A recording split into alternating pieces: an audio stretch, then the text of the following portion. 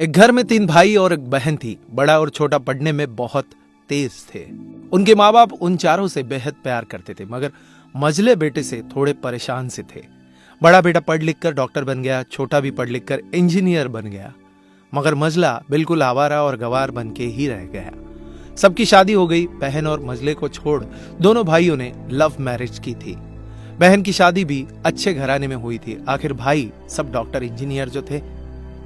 अब मझले को कोई लड़की नहीं मिल रही थी। पिताजी भी बहुत परेशान थे और माँ भी।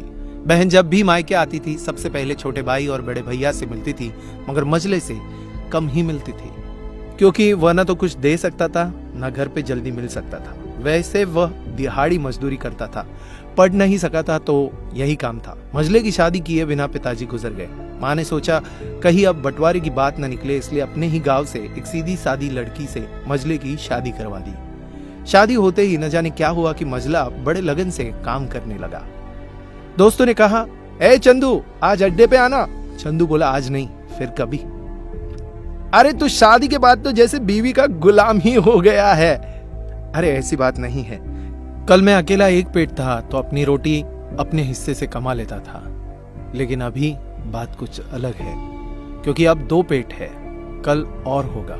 घर वाले नालायक कहते थे, चलता था, मगर मेरी पत्नी मुझे कभी नालायक कहे तो मेरी मर्दानगी पर एक बद्दी गाली है, क्योंकि एक पत्नी के लिए उसका पति उसका घमंड, इज्जत और उम्मीद होता है। उसके घर वालों ने भी तो मुझ पर भरोसा करके ही अपनी बेटी दी होगी, फिर उनका भरोसा मैं कैसे तोड़ सकता हूँ। कॉलेज में नौकरी की डिग्री मिलती है और ऐसे संस्कार माँ से मिलते हैं। इधर घर पे बड़ा और छोटा भाई और उनकी पत्नियां मिलकर आपस में फैसला करते हैं कि जायदाद का बंटवारा हो जाए, क्योंकि हम दोनों लाखों कमाते हैं मगर मझला ना के बराबर कमाता है। ऐसा नहीं होगा। माँ के लाख मना करने पर भी बंटवारे की तारीख तय होती है। बहन भी आ जाती है, मगर चंदू है कि काम पे निकलने के लिए बाहर आता है। उसके दोनों भाई उसको पकड़कर भीतर लाकर बोलते हैं कि आज तो रुक जा, बंटवारा कर ही लेते हैं। वकील कहता है ऐसा नहीं होता, साइन करना पड़ता है। चंदू अपने भाइयों से कहता है कि तुम लोग बंटवारा करो, मेरे हिस्से में जो हो दे देना, मैं शाम को आकर अपना बड़ा सा अंगूठा चिपका दूंगा पेपर पर। बहन बोली, अरे बेवकूफ, तू गवार का गवार ही रहेगा।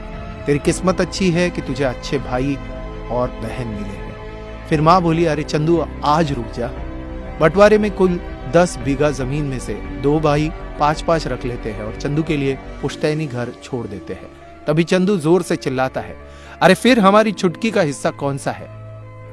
दोनों भाई हंसकर बोलते हैं, अरे मूर्ख, बंटवारा भाइयों में होता है, बहनों के हिस्से में सिर्फ उसका मायका ही है। चंदू कहता है, ओह, शायद पढ़ा लिखा न होने में ही मूर्खता है। ठीक है, आप दोनों ऐसा करो, मेरे हिस्से की वसीयत मेरे बहन छुटकी के नाम कर देना। दोनों भाई चकित होकर बोलते हैं, और तू? चंदू माँ की ओर देखकर मुस्कुराते हुए बोलता है, मेरे हिस्से में माँ है ना, उसको मैं संभाल लूंगा। फिर अपनी बीवी की ओर देखकर बोलता है मुस्कुरा के, क्यों चांदनी जी, क्या मैंने गलत कहा?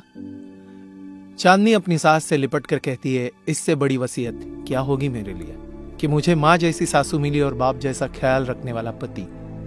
बस यही शब्द थे जिन्होंने बंटवारे को सन्नाटे में बदल दिया।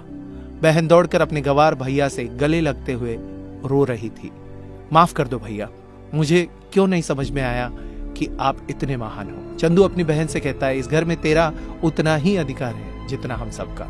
माँ का चुनाव इसलिए किया ताकि तुम सबसे हमेशा जुड़ी रहो, क्योंकि यह वही कोख है जहां हमने 9 महीने गुजारे थे।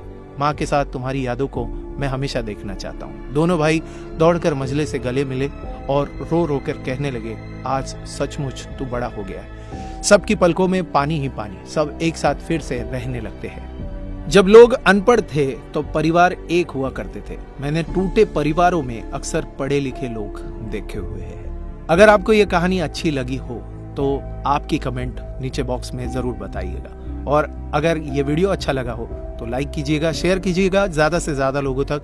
ऐसे इंस्पिरेशनल वीडियोस के लिए सब्सक्राइब कीजिएगा हमारे YouTube चैनल और फॉलो करें हमारे Facebook पेज को। धन्यवाद।